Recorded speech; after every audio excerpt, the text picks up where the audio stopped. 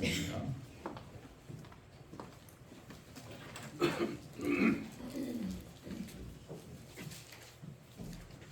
누가를 통해 기록된 예수님의 세례 상황, 주님께서 우리에게 주시는 귀한 말씀인 줄 믿고 우리 합독하겠습니다. 한 목소리로 이 두 절을 같이 한 목소리로 합독하겠습니다. 합독할 때 주님의 음성 듣기를 원합니다.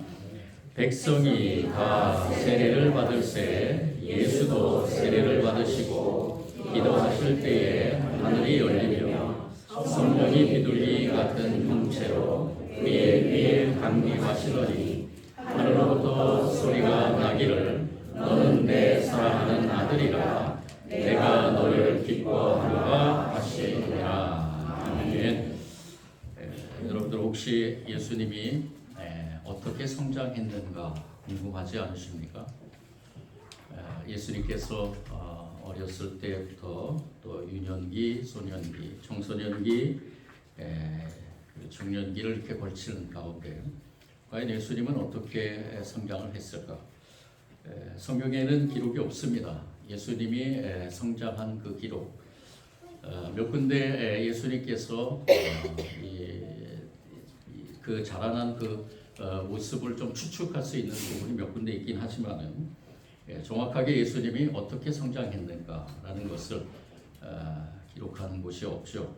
그래서 어떤 분은 이 예수님이 이 성장 과정에서 청소년기에 또는 청년기에 예수님이 인도에 갔다라고 이렇게 주장하는 사람도 있습니다. 그래서 평생 인도를 다니면서 그 문서를 찾아내는데 일생을 바친 사람도 있습니다. 근데 어느 곳에서도 예수님이 인도에 갔다는 기록은 없죠. 그런데 이러한 사람들을 통해서 뉴 에이지 사상이 소문이 나면서 예수님이 그 인도에서 온갖 종교들을 섭렵하고 그리고 그 잡탕, 소위 말하는 잡탕 영성을 가지고 이러한 일을 했다라고 이렇게 얘기를 합니다. 성경에서는 분명히 그것이 잘못된 것이라고 말하죠. 예수님은 하나님의 아들로서 인간의 모습을 가지시고 인간의 육신을 가지고 이 땅에 오셨습니다. 예수님의 그 성장 과정이 우리에게는 너무나 궁금할진데 우리가 추측해 보면은 누가복음 2장에 보면은 예수님께서 12살 때의 사건이 하나가 기록이 되어 있습니다. 잘 알고 계신 분도 있겠지만 이 예수님께서 유월절을 맞이해서 이제 가족들과 성전으로 유월절을 지키기 위해서 왔는데 돌아가는 그 시점에 예수님을 찾아도 아무리 찾아도 없는 것입니다. 그런데 나중에 알고 보니까 예수님께서 성전에서 종교 지도자들과 말씀을 가지고 그 당시 율법이겠죠. 율법을 가지고 많은 질문, 대답 이러한 것들을 행하고 계셨다라는 것입니다. 이때 이 어머니가 너무나 화가 나서 내 아버지와 너를 얼마나 찾았는지 아느냐라고 이렇게 화를 낼 때 예수님께서는 뭐라고 말씀하셨냐면은 어찌하여 나를 찾으십니까? 내가 내 아버지 집에 있어야 할 줄을 모르십니까? 그러니까 우리가 아마 이 상황을 좀 배경을 이해하고 좀 깊이 연구해 보면은 예수님은 늘 성전을 사모했다. 그리고 예수님은 말씀에 대한 갈급함이 있었다. 예수님께서 성장하면서 예수님이 이 성전의 자리 자주 출입하기를 원하시고 그리고 그 출입으로 끝나는 것이 아니라 성전에서 말씀을 가르치는 사람들과 종교 지도자들과 또 어떻게 보면은 사두개인들과 바리새인들 그 당시에 율법을 가르쳤던 그 선생님들과 이 하나님의 말씀을 듣고 배우길 원했다라는 것을 알 수 있습니다. 이 예수님의 이러한 성장 과정, 이것은 예수님께서 목수의 아들로서 태어나서 아버지의 일을 돕고 그리고 유대교 전통 관례에 따라서 진지하게 진리를 탐구했고 그리고 하나님과의 깊은 그러한 교제, 사귐을 나누었을 것이다라는 추측을 하게 됩니다. 근데 이것이 예수님께서 이 성장하는 과정 속에서 묻어 있었기 때문에 오늘 이 말씀, 우리 예수님이 세례받은, 여러분들은 예수님이 세례받은 사건에 대해서 어떻게 해석할지는 모르겠지만은 정통적으로 내려오는 해석 방법에는 예수님께서 이 세례 받으심으로 이제 사적인 예수가 공적인 예수가 됐다라는 것입니다. 즉 이제 예수님께서 본격적으로 하나님이 주신 사명, 즉 십자가의 길을 가는 가운데 하나님의 나라를 선포하시고 그리고 하나님의 나라의 백성을 예수님을 통해서 치유하고 회복하게 하는 놀라운 그러한 하나님의 사역, 그 하나님의 공적인 일을 행해 나가시게 된다라는 것입니다. 이 예수님이 세례받는 이 사건은요, 단순한 세례 사건이 아닙니다. 예수님께서 이전에 이 30살, 오늘 말씀에 나오지 않은 그 다음 말씀에 보시면은 예수님께서 가르치심을 시작할 때에 30세쯤 되었다라고 기록하고 있습니다. 누가는. 이 23절에 기록된 것을 보면은 예수님이 30살 동안의 그 행적, 예수님께서 이 자라오면서 30살 동안에 어떻게 보면은 자신이 하나님의 일을 감당하는 가운데 준비하는 그러한 예수님의 모습으로 성장하지 않았을까.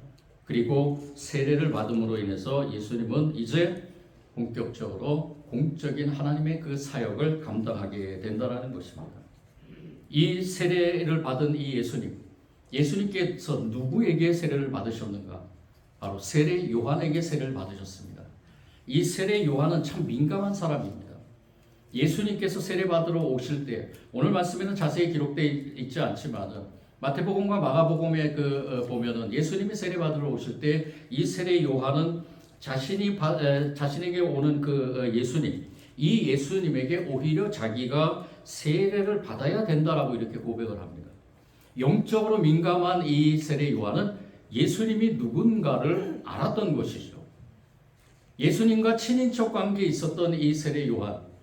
그렇지만 이 세례 요한은 예수님은 자신과의 그런 인간적인 친인척 관계가 아니라 이 예수님은 메시아라는 것을 이미 믿고 있었다라는 것입니다. 이러한 영적인 민감함 속에서 이 세례 요한이 예수님에게 세례를 베풀게 됩니다. 이 세례를 베푸는 것은 이 모든 의를, 즉 하나님의 의를 이루기 위함이다. 즉 예수님이 이제 공적인 사역을 감당하는 가운데 하나님께서 뭔가 특별한 게 이 세례를 통해서 이 예수님에게 말씀하시고 그리고 또 주어져야 되는 그러한 사건이라는 것입니다. 그렇다면 과연 이 세례를 받으신 예수님에게 무엇이 주어졌는가? 오늘 말씀에 보면은 성령님이 임하셨다라는 것을 알게 됩니다. 성령님이 임하셨다라는 것. 이 세례를 받으시고 하나님의 의를 이루기 위해서 예수님께서 세례 요한에게 세례를 받으실 때 가장 먼저 임하는 것이 뭐냐면은 성령님이 예수님에게 임하셨다라는 겁니다. 이 성령님이 임하시는 가운데서 이 비둘기 같은 형체로 임하셨다라는 것은 비둘기 모양으로 성령님이 임하신 것이 아니라 예수님을 품어 안듯이 모든 예수님의 전인격적인 것을 다 품어 안듯이 성령님이 임하셨다라는 것입니다. 그리고 또 한 가지 이 예수님이 세례 받으실 때 어떤 음성이 들려왔느냐? 너는 내 사랑하는 아들이요 나는 너를 좋아한다라고 말씀. 하나님의 음성이 들려온 것입니다. 성령이 임하심과 함께 하나님의 음성을 듣는 예수님이었습니다. 그런데 사실은 이 예수님의 이 음성은 이전에 예수님께서 배워왔던 그러한 구약의 말씀의 일부분입니다. 첫 번째, 너는 내 사랑하는 아들이라는 이 말씀은 시편 2편 7절에 나오는 말씀입니다. 예수님께서는 말씀을 많이 배우셨습니다. 성전에서 말씀을 사모해서 많은 이 말씀의 선생님들로부터 말씀을 배웠고 또 말씀을 읽고 말씀에 대한 묵상을 많이 하셨습니다. 그런 가운데서 이 말씀을 통해서 하나님의 음성을 들은 것입니다. 너는 내 사랑하는 아들이다. 너는 내 사랑하는 아들이라는 이 말씀은 오래전 이스라엘 백성들에게 하나님께서 늘 하시던 말씀이었습니다. 너는 내 아들, 내가 오늘 너를 낳았다. 하나님의 음성을 듣는 가운데서 내면의 그 하나님의 속삭임이 무엇을 통해 역사하셨느냐? 말씀을 통해 역사하셨다는 것입니다. 너는 나에게 특별한 존재다. 나는 너를 사랑한다. 나는 너를 통해 할 일이 있다. 그래서 너에게 내 영을 부어주는 것이다. 이러한 음성을 이제까지 수많은 말씀을 묵상하는 가운데 그 말씀이 하나님의 음성으로 들려온 것입니다. 그 다음에 두 번째, 나는 너를 좋아한다라는 이 말씀은 이사야 42장 1절에 나오는 말씀이죠. 이사야 41장 1절에는 나의 종들을 보아라. 그는 내가 붙들어주는 사람이다. 내가 마음으로 기뻐하는 사람이다라고 말합니다. 내가 마음으로 기뻐하는 사람이다. 이것은 무엇을 의미하느냐? 나는 너를 좋아한다라는 것입니다. 이 음성이, 하나님의 음성이 또 마찬가지로 말씀을 통해 역사하신 것이죠. 이렇게 볼 때 우리가 얼마나 말씀을 사모해야 되는지 알게 됩니다. 말씀을 읽고 암송하고 묵상하는 일이 얼마나 우리에게 유익한지요. 저와 여러분도 아마 경험해 보셨을 것입니다. 말씀이 하나님의 음성임을, 우리가 그 말씀을 깨닫고 하나님의 음성임을 우리가 믿고 나아갈 때 그 말씀은 우리 안에서 역사하게 됩니다. 그 하나님의 음성을 전달하는 수단은 바로 하나님의 말씀입니다. 이것을 통해서 예수님은 이 세례 가운데서 하나님이 주시는 귀한 선물, 성령의 선물을 받고 또 하나님의 음성을 듣게 됩니다.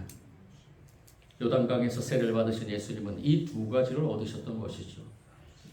하나는 성령의 충만한 임재 안에 거하는 것이고 또 다른 하나는 하나님의 사랑에 대한 바위 같은 확신을 얻은 것입니다. 성령은 능력입니다. 이 성령의 능력을 통해서 예수님께서는 그 자신의 공적인 사역을 넉넉히 감당할 수 있었던 것입니다. 예수님은 인간이셨습니다. 예수님도 인간이셨기 때문에 얼마나 힘들고 어려웠겠습니까? 사명을 감당하는 가운데. 그렇지만 성령의 능력, 즉 하나님이 주시는 전신갑주를 무장함으로써 그 사명을 감당하는 것이죠. 또한 하나님의 그 음성, 너는 내 사랑하는 아들이요 나는 너를 좋아한다는 이 음성이 예수님으로 하여금 굉장한 위로가 되었을 것입니다. 지치기도 하고 낙심할 때도 있고 거대한 악의 세력 앞에서 자신이 하는 일이 무슨 의미가 있는지 또 생각이 들 수 있습니다. 인간이기 때문에 모진 박해와 고난을 당하면서도 그 소명을 던져버리고 싶을 때도 없지 않았을 것입니다. 하지만 그때마다 하나님의 음성이 예수님에게 힘이 됐던 것입니다. 너는 내 사랑하는 아들이요 나는 너를 좋아한다. 여러분들도 이 음성 듣기를 원하시죠? 아멘. 이 음성 듣기를 원하시죠? 아멘. 저도 이 음성을 매 순간마다 듣기를 원하십니다. 하나님께서 들려주신 이 음성 가운데 다시 한번 새 힘을 얻게 됩니다. 새 힘을 얻고 또 나아가서 하나님이 주신 사명을 감당하게 됩니다. 요단강에서 이와 같은 영적인 경험을 하신 예수님은 광야 40일 동안 금식 기도하신 뒤에 그리고 시험을 이기시고 이제 본격적인 활동을 하게 되는 것입니다. 예수님께서 끝까지 완주하신 그 십자가의 길을 갈 수 있었던 능력이 어디에서 비롯됐는가? 바로 성령의 임재와 하나님의 말씀이라는 것입니다. 이것은 비단 2000년 전에만 있었던 일이 아닙니다. 지금 이 순간에도 또 앞으로도 그 예수님 이전에도 마찬가지입니다. 이러한 역사들은 계속해서 끊임없이 일어났습니다. 2000년 동안 많은 믿는 사람들에게 끊임없이 일어난 일이고 앞으로도 세상 끝날까지 일어날 일일 것입니다. 누구든지 진정한 영적 생명을 원한다면 예수님께서 요단강에서 겪었던 이 두 가지의 체험, 이 경험을 받게 될 것입니다. 저와 여러분에게도 하나님의 성령의 뒤덮이는 경험이 있을 줄 믿습니다. 저와 여러분에게도 너는 내 사랑하는 아들이다. 너는 내가 사랑하는 딸이다. 내가 너를 좋아한다. 라는 음성을 들려줄 줄 믿습니다. 이것은 바로 우리에게는 능력이요 힘입니다. 이 음성과 이 성령의 체험은 정말로 우리에게 참 중요한 것입니다. 이 성령의 내리심은 다양하죠. 뜨거운 불과 같이 임하기도 할 때도 있고요. 차가운 물과 같이 아주 냉철하게 판단할 수 있는 그러한 능력으로 다가올 수도 있고요. 또 나로 하여금 내 의지가 아니라 폭풍같이 휩쓸리게 사명을 감당하게 할 때도 있고요. 또 때로는 미풍처럼 아주 고요하게 하나님의 음성을 들을 수 있는 기회를 마련해 주기도 하고요. 또 이글이글 타는 적도의 햇빛처럼 임하기도 하고요. 봄철의 창문을 통해 깃드는 아주 세밀한 햇빛처럼 임하기도 합니다. 어떤 모습으로 임하든지 어떤 형식으로 만나든지 하나님의 성령의 임재를 깨닫고 그 능력에 사로잡혀야 될 줄 믿습니다. 영적인 눈을 떠서 우리가 그동안 알았던 세상이 얼마나 축소된 것이었는가를 깨달으며 그동안 보지 못했던 하나님의 나라를 봐야 될 것이고 그 신비롭고 영광스러운 나라 안에 내가 여러분들이 서 있음을 깨달아야 될 것입니다. 그리고 하나님은 때로는 세밀하게 음성을 들려주십니다. 그 음성은 하나님의 말씀을 통해서 들려주십니다. 이 말씀 속에서 저와 여러분이 우리의 생각을 하나님의 생각에 맞추게 되게 됐죠. 우리의 뜻이 아니라 하나님의 뜻대로 근심하면서 그 뜻을 이루려고 몸부림치는 저와 여러분인 줄 믿습니다. 하나님의 사랑은 이렇게 저와 여러분에게 풍성하게 임하게 됩니다. 전 예일대 교수인 헨리 나우엔 교수는 탕자의 귀환이라는 책에서 우리에게 대한 하나님의 사랑을 이렇게 묘사합니다. 누가복음 15장에 나오는 그 탕자의 비유를 설명하면서 얘기를 하는데요. 이상하게 들릴지 모르지만 내가 하나님을 발견하기를 원하는 만큼 주님도 나를 찾고 싶어 하십니다. 하나님은 집에서 팔짱을 끼고 앉은 채 자식이 돌아와서 탈선 행위를 사죄하고 용서를 청하며 앞으로 잘 살겠다고 약속해 주기를 기다리는 그런 가부장적 아버지가 아닙니다. 오히려 집 밖으로 찾아다닙니다. 위험 따위는 내팽개치고 달려나갑니다. 이렇게 얘기하면서 이 헨리 나우엔 교수는 많은 독자들에게 질문을 합니다. 여러분들 자신을 주님이 반드시 찾아야 할 만큼 소중한 존재라고 생각하십니까? 질문을 합니다. 여러분들은 주님이 반드시 찾아야 할 만큼 소중한 존재라고 생각합니까? 오거스틴도 이와 아주 비슷한 질문을 했습니다. 하나님은 당신께서 이 세상에 사랑할 사람이 당신 한 사람밖에 없다는 듯이 사랑하신다는 사실을 받아들일 수 있겠습니까? 저와 여러분은 어떻습니까? 이 질문 앞에 어떻게 대답하시겠습니까? 저와 여러분도 돌아온 탕자입니다. 하나님께서 저와 여러분을 그냥 마냥 기다리신 것이 아니라 적극적으로 저와 여러분을 사랑하신다고 고백하면서 기다리셨습니다. 그리고 저와 여러분은 그것에 대한 응답으로 예수 그리스도는 구주이십니다. 예수 그리스도는 하나님의 아들이십니다. 예수 그리스도는 나의 주인이십니다. 내 생명의 소유권을 가지신 분이십니다. 예수님은 나를 위해 이 땅에 반드시 다시 오셔서 나를 하나님의 나라의 백성으로 완성하실 것입니다. 이 믿음의 고백을 우리가 하지 않았는지요? 하나님께서는 우리에게 이 고백을 듣고 싶어 하십니다. 하나님이 우리를 사랑한 만큼 저와 여러분도 그 하나님의 사랑에 도달할 수는 없겠지만 우리가 늘 입술로 고백하면서 또한 삶의 자리에서 어떠한 일이 있어도 절대로 우리 주 하나님을 저버리지 않고 그 뜻을 저버리지 않으려고 몸부림치는 저와 여러분이 되어야 될 것입니다. 하나님의 사랑에 대한 이 진실이 분명하기에 저와 여러분이 그 고백 앞에 겸손해질 수밖에 없습니다. 하나님은 진실하신 분이십니다. 성실하신 분이십니다. 저와 여러분을 끝까지 책임지시는 분이십니다. 그 주님 앞에 우리는 무엇으로 고백해야 되겠습니까? 우리도 주님을 사랑한다고 고백할 수밖에 없습니다. 우리도 주님이 없으면 살 수 없음을 고백해야 될 것입니다. 저와 여러분의 삶 가운데 누가 주인이시는가를 분명하게 밝혀 나가는 저와 여러분의 삶이 되어야 될 줄 믿습니다. 이 모든 고백이 주님께는 기쁨이요 저와 여러분에게는 풍성한 하나님의 은혜인 줄 믿습니다. 예수님께서는 분명하게 두 가지를 얻으셨습니다. 하나님의 성령의 임재, 그리고 둘째는 하나님의 음성. 너는 내 사랑하는 딸이다. 너는 내 사랑하는 아들이다. 내가 너를 좋아한다는 그 음성을 들은 것입니다. 이 두 가지를 얻고 예수님께서는 사명을 감당하게 됩니다. 저와 여러분에게도 이 두 가지가 반드시 필요합니다.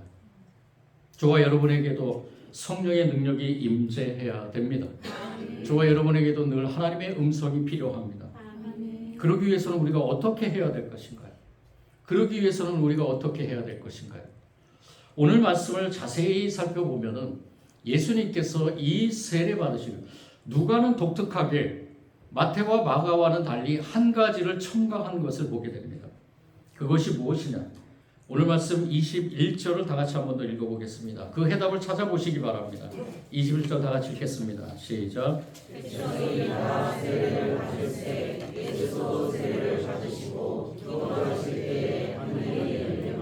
아멘. 한 가지 비교를 해보겠습니다. 마태복음 3장입니다. 마태복음 3장 13절 14절입니다.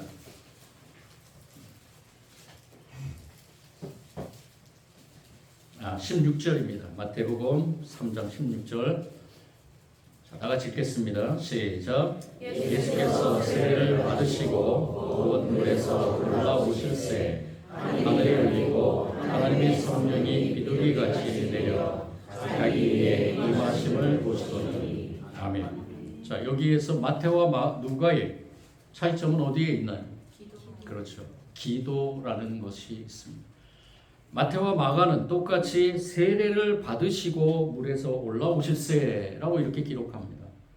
그런데 누가는 독특하게 여기다 뭘 첨가를 하느냐? 세례를 받으시고 기도하실 때에 라는 것을 첨가합니다. 누가는 왜 여기에다가 이 말씀을 기록해 놨는가? 우리가 이것을 집중해서 조명해 볼 때 예수님께서의 그 성장 과정을 통해서 우리가 예수님은 늘 하나님과의 교제를 원하셨습니다. 성전을 사모하시고 말씀을 사모하시고 그리고 말씀 가운데 거하기를 원하셨던 예수님. 예수님께서 하나님과의 그 교제는 무엇을 통해서 하셨느냐? 기도를 통해서 하셨다는 것입니다. 세례를 받으신 그 다음부터 기도를 시작했다는 얘기가 아니고요. 이전에 예수님의 성장 과정에서는 늘 기도가 함께 했다는 것입니다. 우리가 그것을 알 수 있는 것은 예수님이 사명을 감당할 때 그 사명의 길을 가는 가운데서 예수님은 힘들고 지칠 때 혼자서 조용히 기도의 장소로 갔었습니다. 그리고 놀라운 이적을 행하고 많은 사람들이 예수님을 따를 때 예수님은 홀로 기도의 장소로 가셨습니다. 하나님의 뜻을 깨닫고 하나님의 뜻을 간구하며 하나님의 뜻을 알려고 하나님과 깊은 교제의 그 장소, 바로 기도의 시간을 가졌다라는 것입니다. 이 두 가지를 얻기 위해서는 우리가 기도라는 것이 필요하다는 것을 알게 됩니다. 저와 여러분도 기도해야 됩니다. 아멘. 기도할 때 성령님께서 우리에게 임재하시고 기도할 때 하나님의 음성을 듣게 되고 하나님의 세밀한 손길을 통해서 저와 여러분이 다시 한번 힘을 얻고 사명을 감당하게 된다는 것입니다. 아멘. 분명히 예수님은 기도의 사람으로 성장했습니다. 아멘. 저는 믿습니다. 저와 여러분도 기도의 사람으로 성장하기를 원합니다. 아멘. 우리가 믿음의 성장이라는 이 부분에서 놓치지 말아야 될 것은 무엇이냐? 기도의 사람으로 성장해야 된다는 것입니다. 아멘. 이 기도는요, 특별히 시간을 정해서 하는 기도도 있지만 이 기도는 하나님께서 원하시는 그 장소에서 우리가 드리는 것, 예배로 드리는 것, 찬양으로 드리는 것, 봉사로 드리는 것, 말씀 묵상으로 드리는 것, 심지어는 우리 삶에서 하나님이 우리에게 주셨던 그 장소, 일, 모든 노동과 모든 것에서의 그러한 것을 통해서 우리는 기도할 수 있다는 것입니다. 모든 것을 기도로 힘써 행할 때 저와 여러분의 삶이 하나님께서 원하시는 대로 하나님 나라의 백성으로 살아가게 될 줄 믿습니다. 우리에게 필요한 것이 무엇이냐? 바로 기도라는 것입니다. 여러분들 성령의 임재를 사모하십니까? 아멘. 기도하시기 바랍니다. 아멘. 여러분들 하나님의 음성을 사모하십니까? 아멘. 하나님께 깊은 교제 시간을 갖길 원합니다. 아멘. 하나님께서 저와 여러분에게 사랑하신다고 말씀하시고 저와 여러분을 통해서 하나님 나라를 확장하기를 원하시는 그 하나님의 음성을 듣는 저와 여러분이 되기를 원합니다. 아멘. 기도 시간에 하나님께서 저와 여러분에게 힘을 주실 줄 믿습니다. 아멘. 사랑해 주님 감사합니다. 주님께서 세례 받으신 기도하실 때에 성령에 임재하시고 하나님의 음성이 들려오셨습니다. 너는 내 사랑하는 아들이라 내가 너를 기뻐하노라. 우리에게도 성령께서 함께 하실 줄 믿습니다. 아멘. 하나님의 말씀이 들려올 줄 믿습니다. 아멘. 늘 기도하는 사람이 되게 하여 주시고 어떤 상황에서든지 어떠한 환경에서든지 또 누구를 만나든지 우리의 기도는 끊이지 않게 인도하여 주옵소서. 아멘. 예수님 이름으로 기도드립니다. 아멘.